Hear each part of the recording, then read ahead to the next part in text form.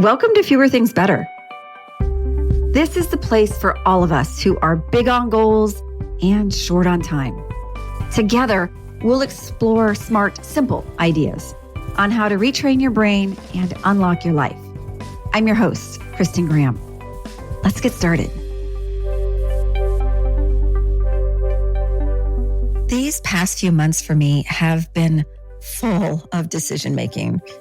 My brain has been in overdrive, keeping all the details in order for myself, my family, and the various parties involved in all those decisions. So as the year came to a close, I found myself in a fog of fatigue. Now I recognize that fatigue is a close friend to most of us.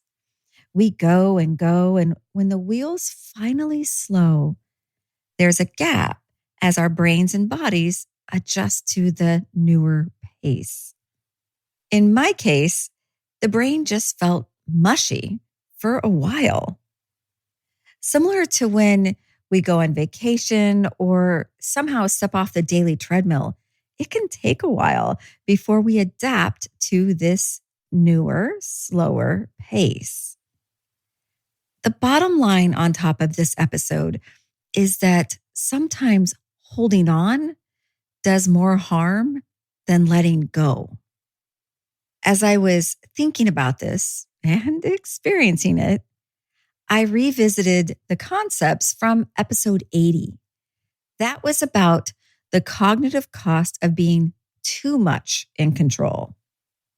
And I'm excerpting some key pieces from that into today's conversation. One of the things that episode focused on is that when our brain is constantly on alert to solve and control circumstances or even perceived threats, we spend far more mental energy than is actually needed. All of this overthinking and often overdoing triggers the body's stress response, which leads to the release of extra hormones like cortisol and adrenaline. And those often can turn into physical and emotional symptoms. You might see that show up such as increased anxiety and stress, an interruption to the sleep cycle, carrying tension in muscles or in your gut, and possibly even experiencing a weakened immune system. Juggling the things we control certainly contributes to this overload, but so can spending too much time and effort on the things we can't control. One way to tell is to look for where the worries are. The negative impact of overthinking comes into play when we spend tangible energy on what is not within our tangible control. And it's natural for us to worry about our immediate environment and those we care about. However, there are two worry signals to look for. The first one is whether any action on our part will have any impact on the outcome. An example of this could be anxiety about larger view issues, like world events, or by being exposed to loops of negative information. For a lot of people, those loops can come from the news cycle, and it can also come from other people and other voices around us.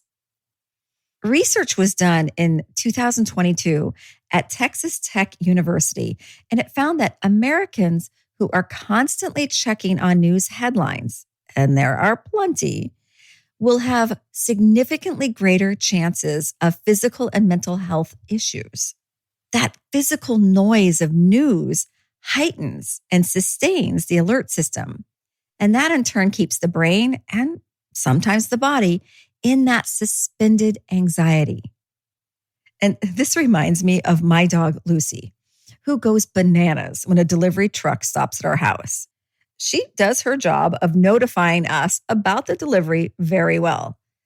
But then she stays on alert afterwards in case another truck comes by. Now, I've done a lot of research and have also worked with dog trainers. And one of the suggestions in this case, is to have a phrase or a signal for the animal to know that the activity or the threat has passed so that they can move their attention onto something else. So for Lucy, we will say, all done. Now, she may recheck the window one more time just in case, but then she will move on. So if you find that you have an area where you are over diligent or trying to over control, find a signal that it's time for you to move on. And maybe this is constantly checking your email between things or scrolling on social pages or having that news on, even if it's in the background. When in doubt, try an actual timer to give you a sound signal that your attention can now be directed elsewhere. The second worry signal to check is whether your brain is focusing on the entirety of a situation instead of the pieces where you may have direct involvement or control. It's normal to fall into the, well, if this, then what scenario modeling that we do, especially when there's deadlines and decisions or even some drama. Details plus emotions make for a very loud mental soundtrack. And that in turn keeps our anxiety front and center. So one technique that can help is what was covered in episode 48 and mentioned many times, which is called MINS. That stands for most important next step. When we're either worrying about something large or trying to control a large amount of elements, determining what a most important next step is can help you focus on what you can do and do next. And also to figure out if there's anything for you to do at all. It's also a way to help focus and calm the brain by turning thoughts into actions. And an action, no matter how small, can give your brain a positive boost. Like, hey, look at that. We just did something, instead of marinating the mind in thought.